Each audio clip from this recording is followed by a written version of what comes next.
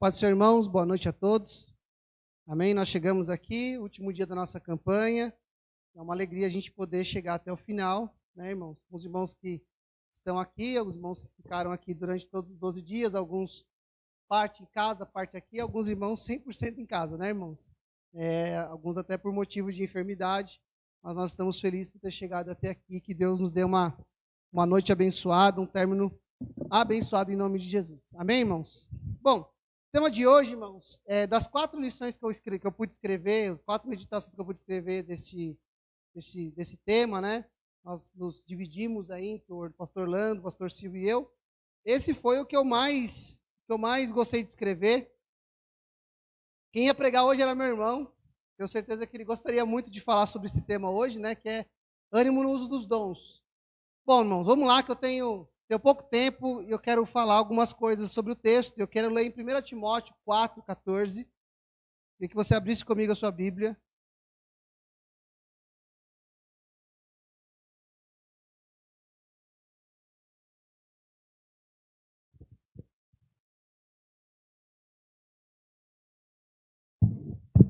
Glória a Deus.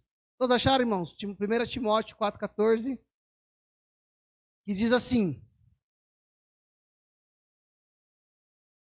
não negligencies o dom que há em ti, o qual foi dado por profecia, com imposição das mãos do presbitério. Medita sobre essas coisas, entrega a ti mesmo inteiramente a elas, para que o teu aproveitamento apareça a todos. Amém, irmãos? Amém. Bom, irmãos, vamos lá, deixa eu só dar algumas falas rápidas aqui, só para a gente se situar no livro, naquilo que Paulo está dizendo, e aí a gente vai para a parte que é a parte da aplicação mesmo, mais pessoal. Bom, primeiro, irmãos, Paulo escreve 3 cartas no final da sua vida. Primeira e segunda Timóteo e a carta a Tito. São as famosas cartas pastorais. Paulo está escrevendo a Timóteo 2 cartas, e essa é a primeira carta. E ele está incentivando Timóteo. Timóteo, ele é um jovem pastor que começa a acompanhar Paulo a partir da segunda viagem missionária. Ele se mostra um homem fiel, ele se mostra um homem apegado a Paulo, a ponto de Paulo tratar Timóteo como se Timóteo fosse um filho. Ele chama que Timóteo é um filho amado, ele vai dizer que não há ninguém que ele tenha um sentimento igual ao que ele tem por Timóteo. Então, há uma relação entre Paulo e Timóteo muito intensa, muito interessante, mas Paulo já está no final de sua carreira. Na segunda carta, ele vai afirmar a Timóteo que ele vai morrer. Ele fala assim: já estou sendo entregue como uma libação, como oferta. Então, ele está escrevendo a Timóteo, encorajando Timóteo, né? Então, as cartas, mais ou menos, de Paulo a Timóteo, elas são mais ou menos ali do primeiro século, ano 67, mais ou menos, a 71, mas foram as últimas cartas que o apóstolo Paulo, ele ministrou, ele escreveu e ele escreve a Timóteo. Agora, irmãos, só para a gente se situar na história do Paulo, então a gente está falando de um homem que está escrevendo a Timóteo. Ele é um homem maduro, ele é um homem experimentado, ele é um homem viajado, e ele é um homem que está no final da sua jornada, da sua carreira ministerial, e está incentivando Timóteu, que está no início da sua carreira ministerial, e está trazendo a Timóteo aquilo que é importante a Timóteo. A primeira coisa que eu quero dizer, irmãos, e eu já falei isso aqui algumas vezes, eu quero reforçar essa ideia, porque durante algum tempo a gente pensava assim: ou a pessoa ela é muito usada na parte de dons, ou da palavra. E quando eu olho para esse texto, capítulo 4, nós vamos ver uma advertência a Timóteo, e uma das coisas que Paulo vai dizer a Timóteo é: prega a palavra. O tempo, fora de tempo, ensina, exorta. E aí na sequência ele fala: olha, mas eu quero que você não negligencie o dom de Deus que há em ti, que foi dado a você mediante profecia, pela imposição de mão do presbitério. E aí, irmãos, porque somente esse versículo dá para a gente uma base para a gente trabalhar tranquilamente. Então, irmãos, a primeira coisa, Paulo diz a Timóteo: não negligencie o dom de Deus que há em ti. Mas se você abrir na segunda carta de Paulo a Timóteo, capítulo 1, verso 6, Paulo vai agora não dizer não negligencie. Paulo vai dizer: reaviva o dom de Deus que há em ti. A priori, a princípio, na primeira carta, ele está dizendo assim: não negligencie. Na segunda carta, Paulo está dizendo a Timóteo, não apague, ou reavive, né? Anima, desperta o dom de Deus que há em ti. Agora, irmãos, perceba que há uma decaída aí da fala de Paulo, ou seja, ou há uma exortação mais forte de Paulo acerca do dom que há em Timóteo, entre a primeira e a segunda carta. Se na primeira ele está dizendo não negligencie, significa o seguinte, você tem aí, está com você, mas você não está usando, ou você não está expondo ela da forma correta. Você não está utilizando esse dom, a qual foi dado a você, através de uma palavra de profecia, através da imposição de mãos dos presbíteros. Você não está utilizando, você está negligenciando. Mas está aí. Agora, Paulo, na segunda carta, não diz que ele está negligenciando. Paulo está dizendo que ele simplesmente apagou, ou ele esqueceu, ou ele enterrou aquele dom. Por isso ele vai dizer, aviva novamente esse dom. Desperta ele. Então, olha que interessante, irmãos, como nós podemos receber um dom, negligenciá-lo e depois apagá-lo. Tanto é que essa é uma das advertências de Paulo aos Tessalonicenses, assim, não apagueis o Espírito. É óbvio, irmãos, que ele não está falando de apagar um Deus, porque o Espírito Santo é Deus. Ele não está falando que nós temos o poder de apagar um Deus, o poder de anular um Deus, não é isso. Mas o que você está dizendo? Olha, não apagueis, ou seja, há um fogo, há uma graça, há uma intensidade do Espírito, e você deve preservar isso. É sua responsabilidade preservar este dom. Eu imagino, irmãos, que muitas pessoas às vezes tratam o dom da seguinte maneira, e a gente vê muito isso, principalmente na questão das línguas, porque as pessoas falam assim, eu só falo em línguas, ou eu só oro em línguas quando eu sinto. Olha, mas a administração do dom é nosso. É nossa a administração do dom. É óbvio que a gente não escolhe, por exemplo, quem milita ou quem atua na área da cura ou da fé, ele não escolhe o momento de que, esse eu curo, aquele eu não curo, não. Mas o que ele está dizendo? Você precisa colocar sempre em prática este dom, ou seja, se a pessoa tem o dom, ou se Deus deu a ele esse dom, para orar pelas pessoas, para curar enfermos, uma palavra de fé, o que ele tem que fazer? Praticá-la em grande escala. Não negligenciar o dom.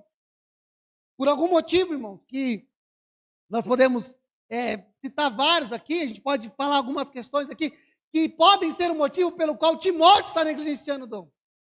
A sua pouca idade, o lugar onde ele estava. Uma igreja como a que ele dirigia, que era a igreja de Éfeso, que havia ali um corpo interessante de obreiros. Nós vemos lá, quando Paulo vai chegar em Éfeso, ele ora por 12 homens. Eles recebem o Espírito Santo e aquela cidade é transformada. Talvez o fato de ter outros homens com dons similares ou dons parecidos, ou operando em outros dons, faça com que ele se acomode e falar, tem gente trabalhando. De certo, a gente não sabe qual é o motivo pelo qual Timóteo negligencia o dom. E na segunda carta, Paulo já não diz que ele negligencia. Diz simplesmente que ele apagou o dom. E que ele tem que reativar o dom. Reavivar o dom. A palavra certa no grego ali é reacender. Reacender. Agora, irmãos, eu quero só que os irmãos prestem atenção no contexto pelo qual Timóteo recebe esse dom. E quando eu falo para a gente olhar nesse critério, é para que nós valorizemos aquilo que Deus nos dá através da vida dele. A primeira coisa, irmãos, que Paulo vai dizer, é dizer o seguinte, ele vai repetir uma questão, e tem um aspecto daqui, irmãos, que eu não vou trabalhar hoje, eu quero trabalhar isso no domingo, que é a imposição de mãos. Hebreus capítulo 6 vai dizer, quando o autor dos Hebreus está escrevendo, ele fala assim, nós não vamos voltar aos velhos rudimentos acerca das obras mortas, do arrependimento das obras mortas, da fé, da imposição das mãos, dos batismos, da ressurreição de Jesus e do juízo. Então ele está falando o seguinte, que algumas coisas, algumas doutrinas, elas são rudimentares. E entre elas ele coloca a imposição de mãos. Me parece que a gente ainda não compreendeu a totalidade ou uma boa parte do que é essa imposição de mãos. Então eu quero trabalhar ela um pouco melhor no domingo que vem. Mas, preste atenção. Ele vai dizer o seguinte, que ele não deve negligenciar o dom. Por quê? Porque ele recebeu este dom. Ele recebeu o dom. E essa é uma das primeiras coisas que nós precisamos entender. O dom nós recebemos. Ele é um presente de Deus. Ele é uma graça de Deus. para a nossa vida. Paulo vai trabalhar isso de forma extensa no capítulo 12, 13 e 14 de 1 Coríntios, acerca da distribuição do dom. Mas não apenas lá. Ele vai trabalhar também em Efésios capítulo 4, onde Paulo vai dizer em Efésios capítulo 4 sobre os dons ministeriais. Em 1 Coríntios capítulo 12, ele vai trabalhar sobre os dons de operação. Então, quem dá o dom é Deus. Ninguém tem o poder, irmãos, de dar o dom a alguém. Ninguém tem o poder de escolher qual dom eu vou dar. Ninguém pode chegar aqui e falar, eu tenho uma cesta de dons que Deus colocou e eu vou dar o dom para você, eu vou dar o dom para você, e eu vou dar o dom para você. Não, quem dá o dom é Deus.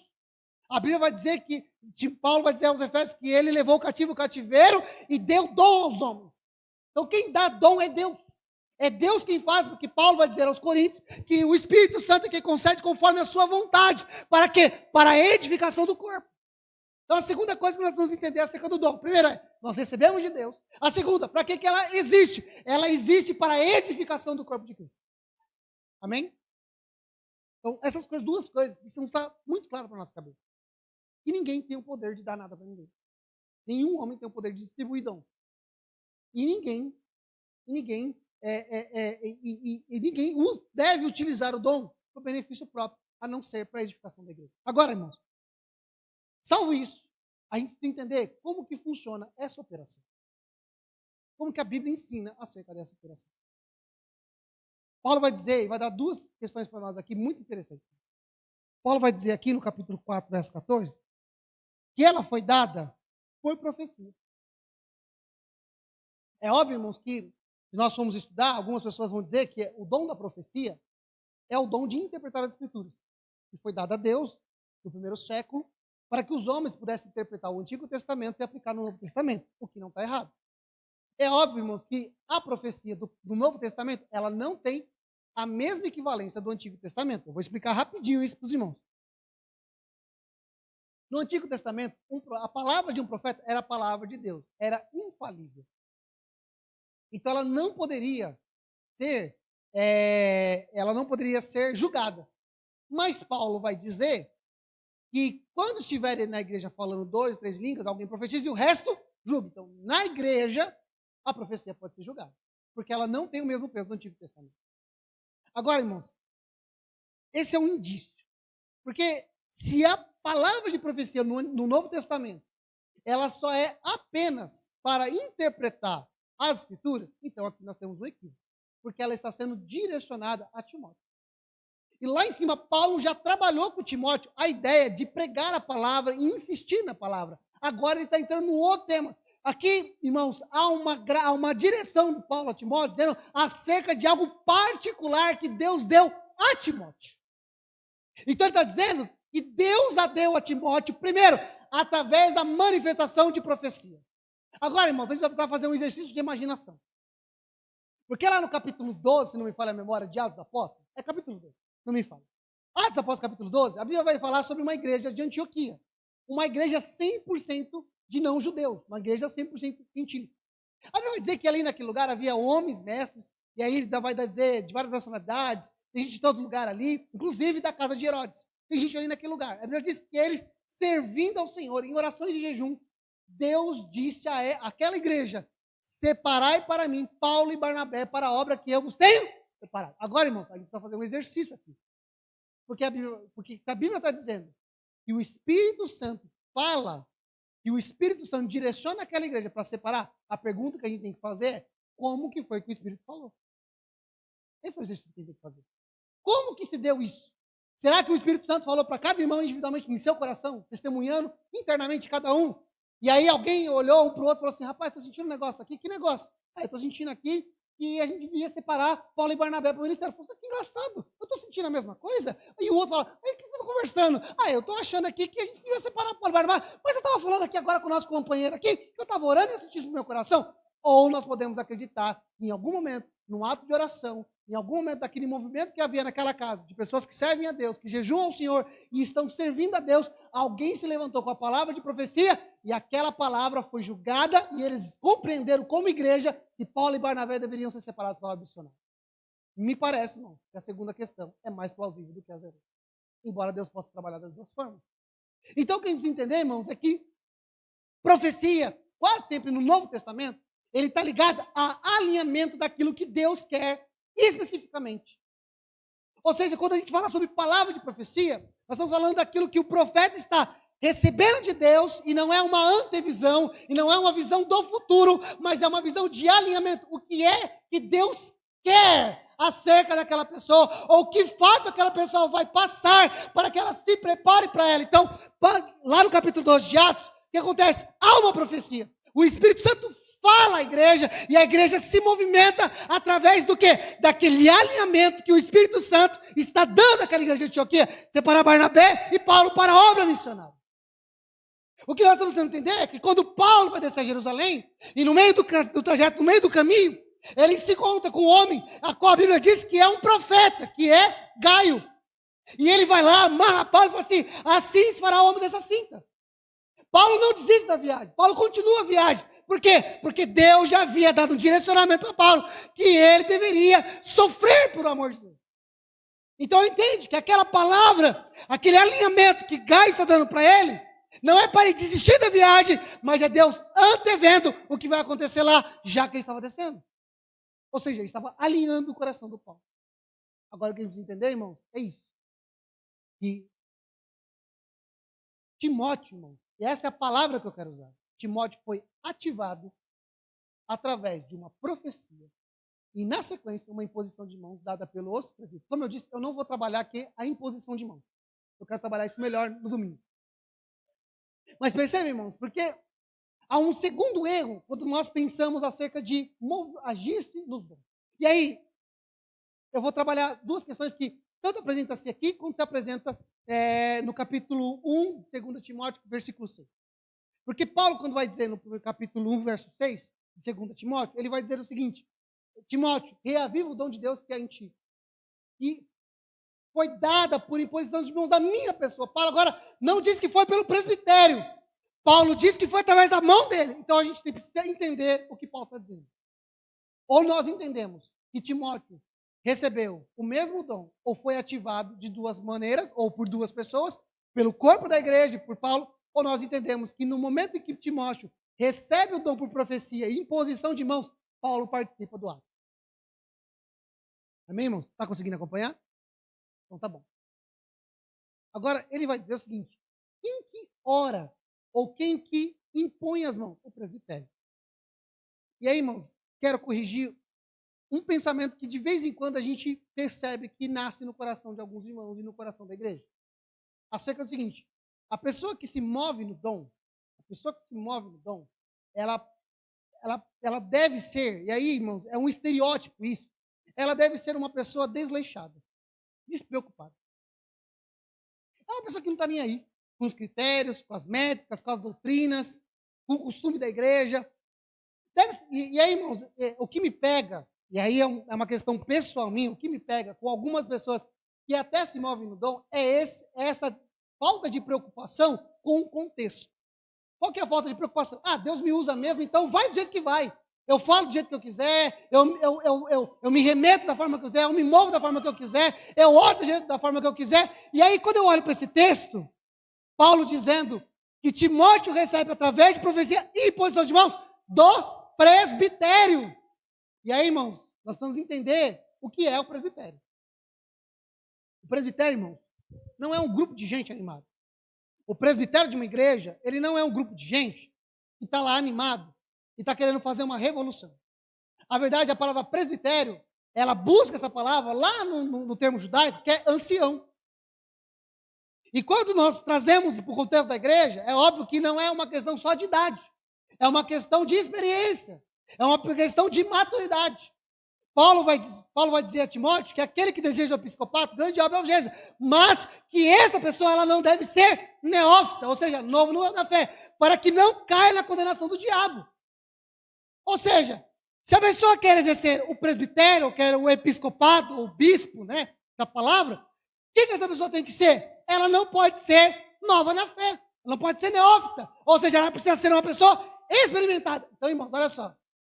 Quem está impondo as mãos e ativando a vida do Timóteo não é um grupo de gente que não sabe o que está fazendo. Que não é um grupo de gente que é desleixado, que só está ali no oba-oba. naquele movimento despreocupado, sem que tenha algo, não. Quem está recebendo a palavra de profecia e impondo as mãos sobre Timóteo é um grupo de gente experimentado, mas está fazendo debaixo da direção do Espírito Santo de Deus. Porque me parece, irmãos, que quando a gente fala assim, movimentar no uso dos dons, é que a gente tem que passar por cima de todos os tipos de critérios, por todos os tipos de níveis, e a gente não tem que respeitar absolutamente nada, porque o mover de Deus ninguém segura, e não é assim.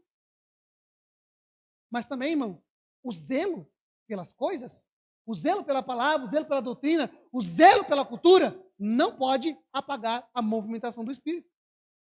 Nós precisamos, irmãos, entender que nós vamos unir essas duas coisas em conformidade para que a igreja cresça com propriedade. O que é? Um presbitério forte, maduro, um grupo de irmãos maduros que entendem que precisam guardar a doutrina, que precisam ensinar a palavra, que precisam manter as questões dogmáticas, que precisam manter as questões da vida da igreja, mas que não podem apagar o Espírito Santo.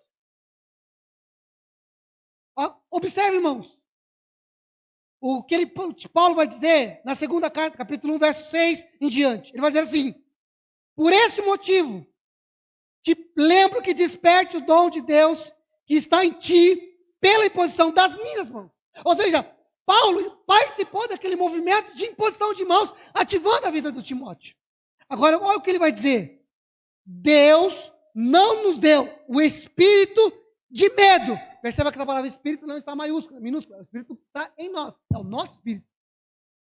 Um espírito de medo, mas de poder, de amor e de uma mente sã, em algumas traduções diz de moderação. Portanto, não te vergonhes do testemunho do nosso Senhor, nem de mim, que sou prisioneiro seu. Antes, participa das aflições do Evangelho, segundo o poder de Deus. Se nós pegarmos esse texto e o texto anterior, nós vamos ver uma similaridade. O que Paulo está dizendo a Timóteo é: Timóteo, existe um dom que foi dado a você. Você precisa administrar o dom. Você precisa agir com o dom. Nós já falamos aqui algumas vezes, né, irmão? Pastor, como é que eu me movo no dom? Movendo. Movendo. Pastor, como é que a gente ora para as pessoas ser curadas? Orando por elas. Pondo as mãos. Orando por elas. Pastor, como é que eu me movo na palavra de conhecimento? Falando. O problema, irmãos, é o nosso medo. Como Paulo vai dizer a Timóteo, Deus não nos deu um espírito de medo, mas de ousadia. Mas também de amor. E também de moderação. O que ele está dizendo é, o fato de você ser ousado, você não precisa ser grosso. Você não precisa tratar as pessoas com destempero. Você não precisa tratar as pessoas de qualquer forma. O dom não te permite ser assim. Ele é de poder. Mas ele, primeiro, é de amor. E segundo, ele é de moderação. Então, irmãos, nós precisamos entender e compreender acerca dos dons. Porque a gente não pode soterrar a igreja somente na prática do ensino da palavra. E quando eu falo somente, eu não estou minimizando o ensino da palavra, irmão. Pelo contrário, ela deve ser de autoestima para a gente. Mas nós não podemos viver uma igreja, ou viver debaixo de um contexto onde a gente valoriza extremamente a palavra e esquece do exercício dos dons. Porque nós vemos claramente que não é isso que Paulo ensina a Timóteo. Paulo vai dizer: Timóteo, você precisa ensinar a palavra, pregar a palavra, você precisa falar em tempo, fora de tempo. Só que também, Timóteo, você precisa lembrar que existe algo específico na sua vida que veio por uma palavra de profecia, que houve imposição de mãos, e não foi de gente desinteressada, não foi de gente que não tem nada a ver com a igreja, foi por um corpo docente experimentado. Inclusive, eu estava lá. Irmãos, nós temos que, e aí me permite, irmão, fazer um comentário para nós orarmos. Eu não quero me alongar muito nessa questão. Nós precisamos, irmão, urgentemente, chamar a responsabilidade do uso dos dons para uma igreja madura. Eu já cansei de ver gente falar assim: mas fulano diz que sonhou, fulano diz que viu, sonhando diz que Deus falou com ele. Mas olha a vida da pessoa. Só que tem uma coisa, essa pessoa não tem medo. Ela vai lá e fala. Talvez ela precise ser trabalhada no quê? No espírito do amor e da moderação. Mas na ousadia ela já está banhada, irmão. Se bobear, bateu 2 vezes. Vai, que nem um trem.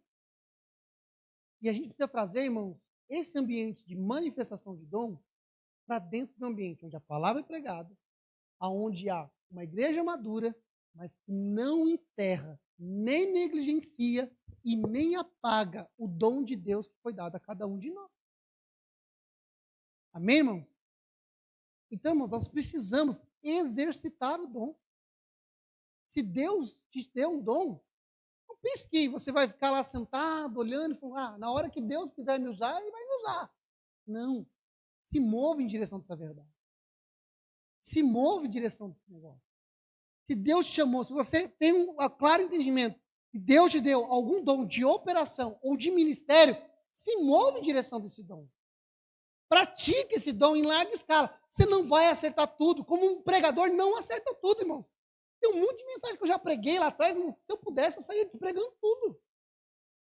E eu garanto que não sou só eu. Mas nem por isso ninguém falou pro cara. A pessoa que está começando, que errou. Eu me lembro, a primeira mensagem que eu preguei foi no livro de Samuel. Eu troquei o nome de todo mundo. Mas ninguém chegou para mim e falou assim, eu acho que pregar não é para você não. Você trocou os nomes. Errou as datas. Misturou os assuntos. Você trocou o marido do outro para uma. Você transformou da mulher um homem numa mulher. Você não leva a jeito, não. O que os irmãos fizeram? Me estimularam a continuar pregando. Você precisa melhorar aqui, observa aqui, olha aqui. Vai fazendo os ajustes para quê? Para crescimento. Essa é a mesma coisa que nós precisamos fazer acerca dos dons. Só que o problema, sabe o que acontece? Se a pessoa ela erra, fala, não é de Deus. Esse negócio não é seu, não. Não. Estimule ela a exercitar o dom, mas debaixo de um critério bíblico. Amém, irmãos? Em resumo do que eu estou falando, irmãos, nós precisamos olhar para o texto da palavra de Deus e entender que o dom é dado por Deus, é ativado pela igreja e precisa ser feito por gente madura, que ama a palavra, mas não negligencia o mover do Espírito. Amém, irmãos? Vou trabalhar isso um pouco melhor domingo que vem, irmão. A gente vai falar sobre imposição de mãos. Eu quero trabalhar sobre esse negócio, sobre ativação. Vamos orar, irmãos? Podemos orar, então, em nome de Jesus? Você pode olhar, ficar de pé. Fique à vontade.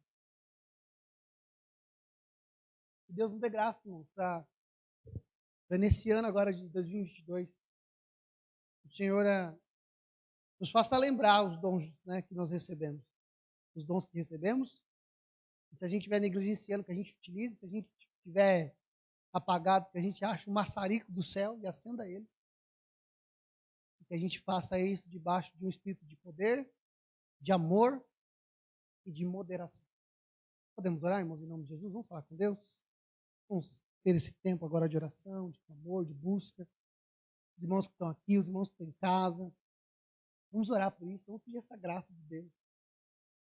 Amém? Vamos orar por uma igreja sensível pelos dons, irmãos. Às vezes a gente tem um irmão, uma irmã que quer tanto, que negócio está orando, a Bíblia diz que nós devemos buscar com zelo os melhores dons. Dons é uma coisa que se busca, não é a bigorna que cai na cabeça. Que Deus nos dê uma igreja sensível, irmãos, para entender o dom, receber as palavras de direcionamento, de alinhamento, e não ter medo, irmãos, de fazer uma imposição de mãos para ativação, para que essa pessoa possa fluir debaixo daquilo que Deus quer da vida dela.